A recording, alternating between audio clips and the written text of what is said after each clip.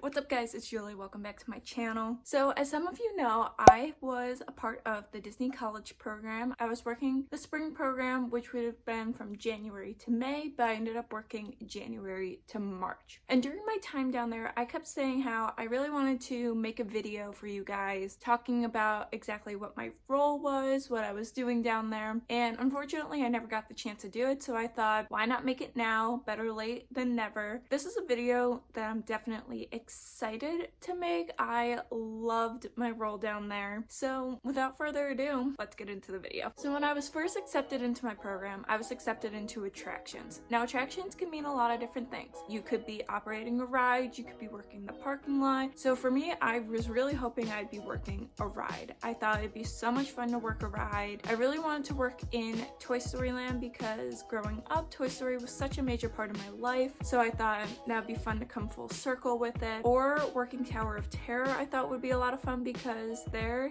Death is a character. Love that. But when I opened my itinerary, I was placed in Guest Flow in Hollywood Studios. So a little history on what Guest Flow is. It was first established for the opening of Disneyland Shanghai to help control the large mass of people, just making sure everyone is enjoying their time safely and efficiently.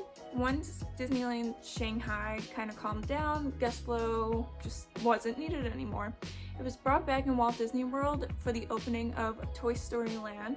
There it was only needed for about 4 weeks, and then the crowds would have been manageable enough for just the cast members working the rides to be able to handle. And then it was brought back again for the opening of Star Wars Galaxy's Edge and Rise of the Resistance. So when I was there, I was working outside Rise of the Resistance and Star Wars Galaxy's Edge. So the way you get in line for Rise of the Resistance is you have to go through something called a boarding group, which through an app you kind of get your spot in a virtual queue, because otherwise the queue would have been 14 hours long, and the queue line itself cannot hold that many people, and it's just, you don't want to spend your entire day there waiting in a line for a ride. That's not ideal for anyone. So the way this boarding group works is you go on this app at the beginning of the day, and right when park opens, you log on, you try to get a spot. If you get one, you are given a boarding group number, and throughout the day, numbers are called for you to then come wait in a shorter physical queue and get on the ride. So working as Guest Flow, I would scan in people who had a boarding group, so I would be working the virtual queue. I would also be working recovery, so sometimes the ride would go down and we would give people a recovery pass to come back once it was working, so we would scan those people in. We would also interact with guests in front of the ride. We would answer your questions if you had any. We often got asked what is a boarding group, because not a lot of people knew that that was the only way to get on the ride. But then we would just answer people's questions, like how do we get to Toy Story Land? Where's Tower of Terror? And we would just answer their questions with that. Another thing that we would do is we would like to walk around the land. So if you were something called a rise position, that was when you were out in front of the ride talking to guests, we would go walk around the rest of the land, taking pictures for people, especially in front of the Millennium Falcon or Kylo Ren's ship. That was a big one. And just asking people how their trip's going, like what have they done, what's their favorite thing. So another part of my job was, yes, I was working in Galaxy's Edge, but I also was working in Hollywood Studios the rest of the park. So I was a part of Test and Adjust team for Mickey and Minnie's Runaway Railway, which pretty much with that was we were helping pretty much everyone make the ride as perfect as possible for opening day, hoping everything will run smoothly. And then once the ride actually opened on March 4th,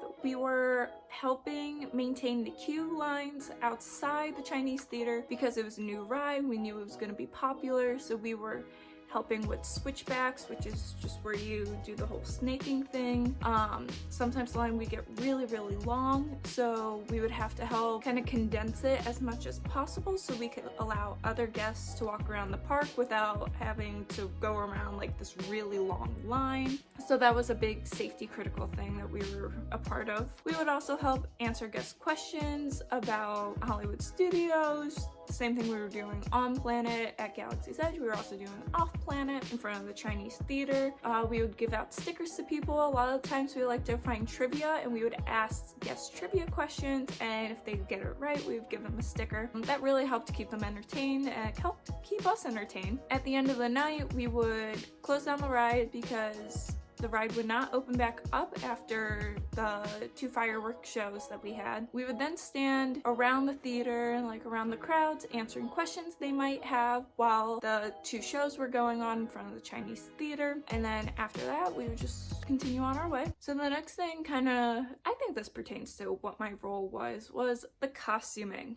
So I had 2 different types of costumes that I had to wear depending on where I was. So if I was working in Hollywood Studios, I was in a more traditional costume, which was a button-down shirt, black pants, black shoes, the whole thing. This is what it looked like. And I had the traditional name tag, and I did just have my university on there. Some people also had it with their hometown. If you work there as seasonal, part-time, full-time, you're gonna have your hometown on your name tag. For me, because I was part of the college program, I had my university on there. If you wanted to get your hometown, you could have. I never got the chance to get my hometown, but I kind of like having my university on there. And then when I was working on Planet, I got to wear, honestly, what I think is the coolest costume ever. This is what it looked like. We had a lot of different options. We had different types of shirts in different colors. We had different types of pants. Some were thicker, some were thinner, depending on the weather. Some had mesh in them.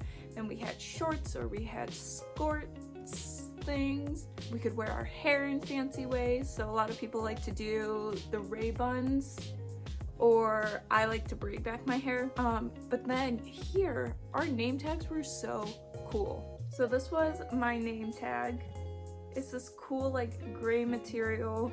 This top part is the Black Spire Outpost symbol, and then this bottom part is actually our name written in Arabic, which is like the official like written language of Star Wars, which is so cool. So if you had the My Disney Play app, then you could go on there and you could kind of translate what our names were, even though it was written in English right above it. That was just something extra fun for the guests to do. Fun fact with the costuming: depending on where you were working, you were allowed in certain parts of the park. That's common knowledge, very common in Magic Kingdom mostly, because people know about the Utilidors, so someone in Tomorrowland will never be seen in Fantasyland, and so forth. Well, with us, so we were doing the same job in 2 different locations, but if you were in the Star Wars costume in the tunnel to enter the land, there's kind of a line there.